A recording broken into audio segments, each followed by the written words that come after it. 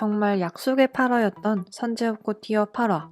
마치 과거의 일을 되풀이하듯 또다시 선재를 찾아온 택시기사로 인해 목숨이 위험해진 선재와 바꾼 운명에 대해 말했던 현주의 대사처럼 선재와 단 하루 행복하고 또다시 슬픔을 겪게 된 소리.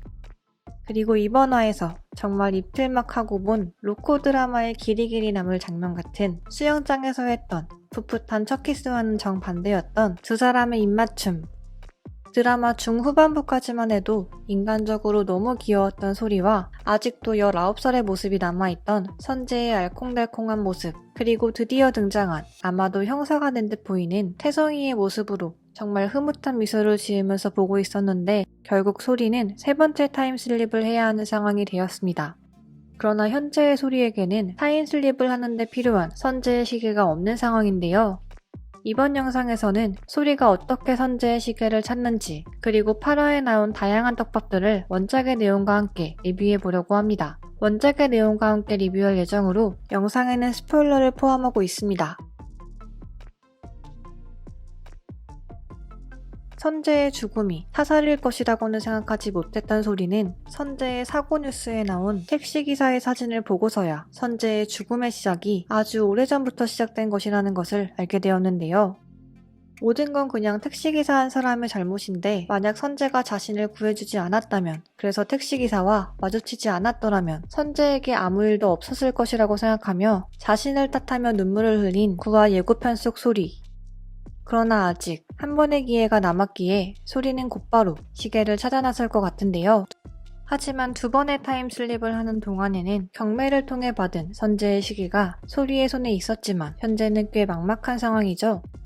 그래서 이번 화에서 힌트를 준 것 같은데 소리가 떡볶이까지 사준 선재의 사생 혹은 백인혁이 소리에게 도움을 주지 않을까 싶습니다. 우선 선재의 사생에 대해 먼저 얘기해보자면 14살의 어린 나이이지만 대포카메라, 입고 있는 옷 등 외관상으로만 보면 꽤 부유한 아이템들을 가지고 있다는 걸 알 수 있는데요.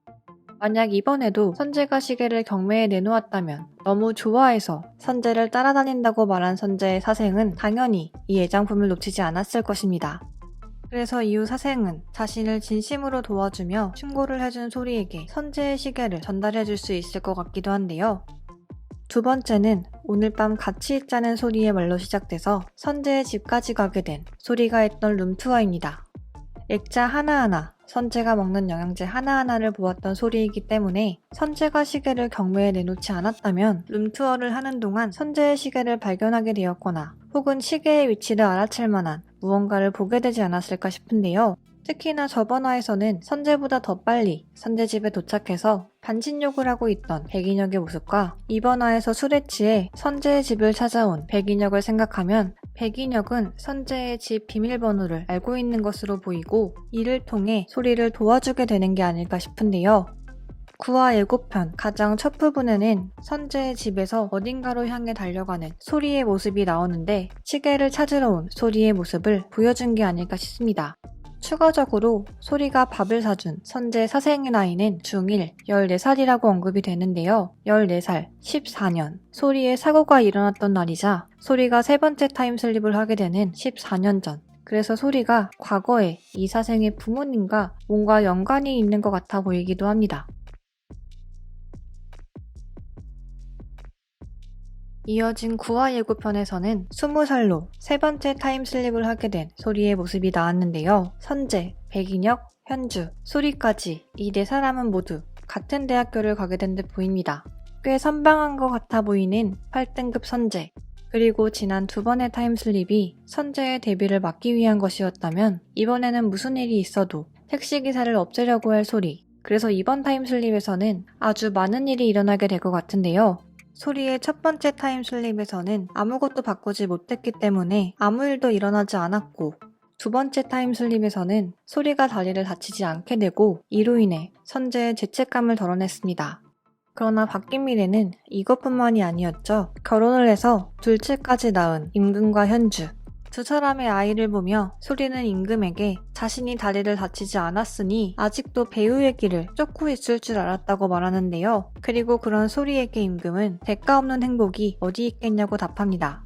그래서 이번 소리의 세 번째 타임슬립에서는 선재를 완전히 살리게 된 소리에게 또 하나의 변수가 생기게 되지 않을까 싶은데요. 다만 그동안 소리가 바꾸지 못했던 과거 속 선재의 죽음과는 달리 현재의 선재는 아직 목숨을 잃었다는 말이 나오지 않았습니다.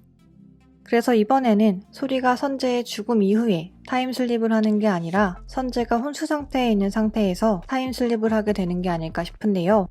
원작에서 선재는 꿈을 통해 소리가 타임슬립을 했을 때의 장면을 보게 되는데 드라마에서는 이를 통해 선재가 소리의 타임슬립을 어렴풋이 눈치채게 되고 소리에게 생기는 변수를 풀게 될 키가 되는 게 아닐까 싶습니다. 저는 다음 영상으로 돌아오겠습니다. 감사합니다.